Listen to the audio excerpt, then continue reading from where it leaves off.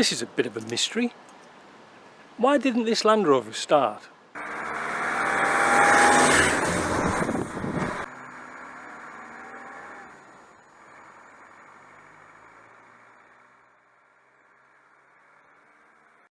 So yesterday I got a call from Martin.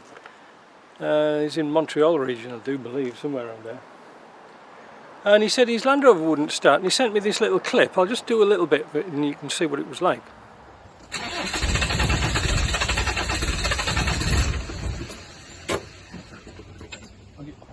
He calls me up and asks me what's wrong with it.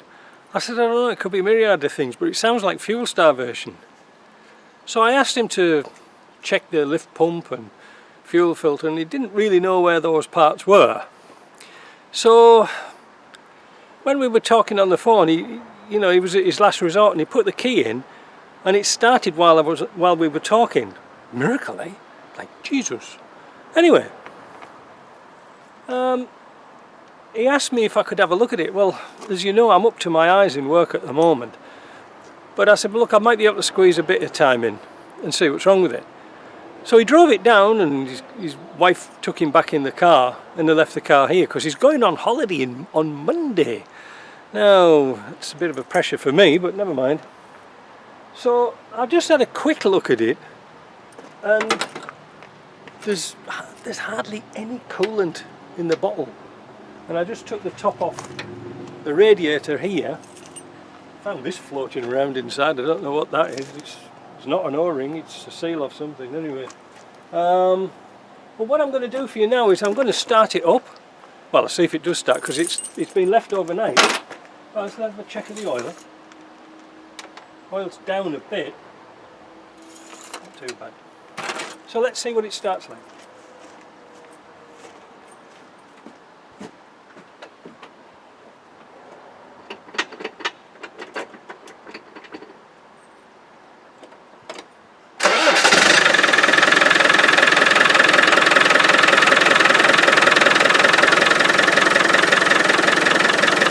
Pretty good, eh?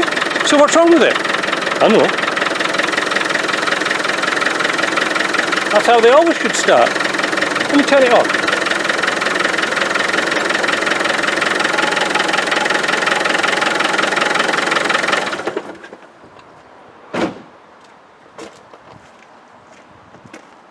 And there's no need for glow plugs this weather. Well, look, there's the old thermometer there. Nice 30 degrees today. So, I don't know. Now, one thing that did make me think, could it be the connection on the back of the injector pump? But there again, it was trying to fire, wasn't it? Because you see, this has had an alarm system on it, and it's been removed. I don't know. But the fuel filter doesn't look like it's been changed since it was new. So I think I'll change the fuel filter. Check the operation of the lift pump, and that's about all I can do really, because I haven't got time to get into this in depth, and I certainly haven't got time to drive it around. I'm sorry, but you know, one of these very rare things that happens, it sometimes starts and it sometimes doesn't. I don't know. I really don't know. Yeah. I'm just looking around it here to see if this did have an alarm system on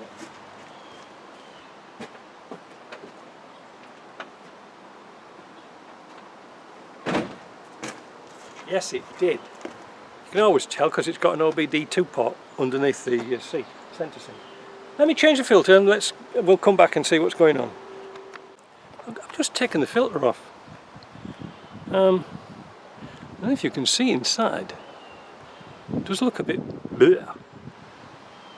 Let me pour it into a bowl. So I poured the filter into this bowl here. It's not too bad. It has done its job. It's caught a few bits and pieces of dirt. That goes in the parts washer naturally. We've got a new filter. Oh, wait a minute. We've got a new filter. I fill these up with ATF before I fit them. It saves priming on a pump, and it seems to do the fuel system good. Now, whilst I was looking for a bowl, a clean one in my place, come on. Anyway, I just thought of a thing that's happened to me about 2 or 3 times in my career of this misery. I've had blockages of the fuel pipe in the tank by leaves, or in one case bits of paper.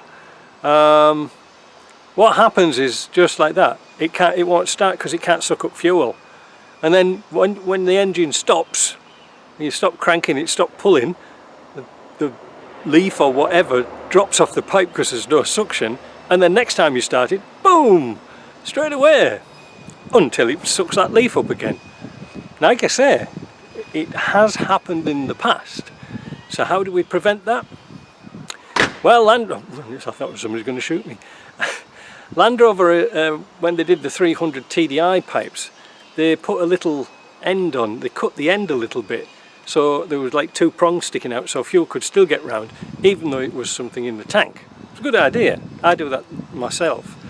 And of course, 300 TDIs and all the diesels didn't have a filter on the end, because when diesel gets very, very cold, it would block that filter up. So there you go, there's a few things. So I don't know, I'm going to change the filter, we'll come back, see if there's any better results. So there's the filter all filled right up to the very top. I'm spilling it all over. That's an environmental disaster. Oh, Greta's not watching. Anyway, what we're going to do, we'll do this live. I'm going to screw the filter on without bleeding it through.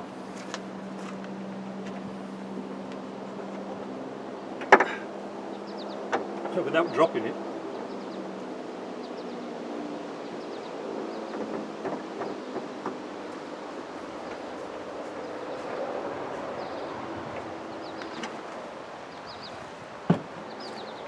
There you go.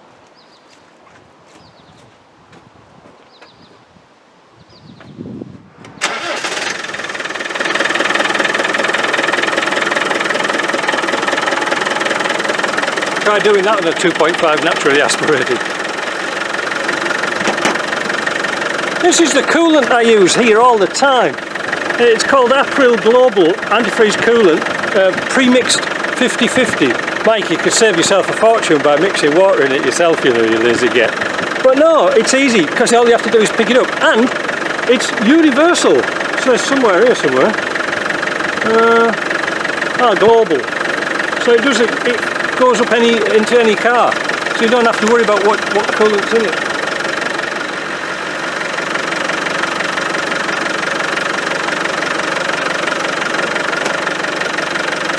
Right, it's been running a while. Right, it's been running a while. Let's see what the lift pump's like. I'm not getting any fuel out.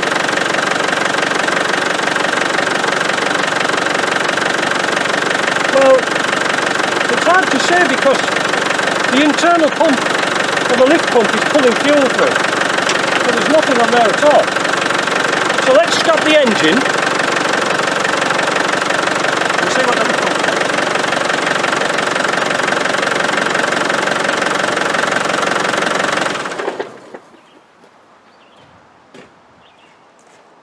Now it's got a full tank of fuel, which is rare for a Land Rover owner.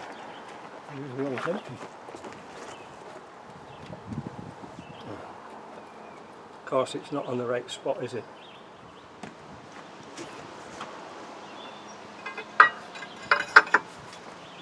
Oh, why didn't I think of that before?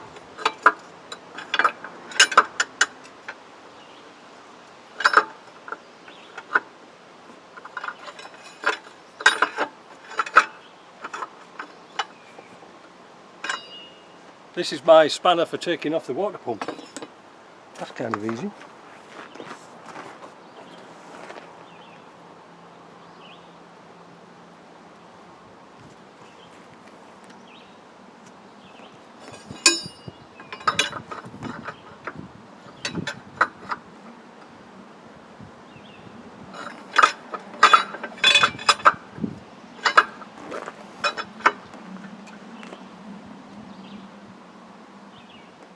Well, I've turned that engine over 2 full cycles and I can't get any feeling at all on that lift pump. So one has to assume it's knackered.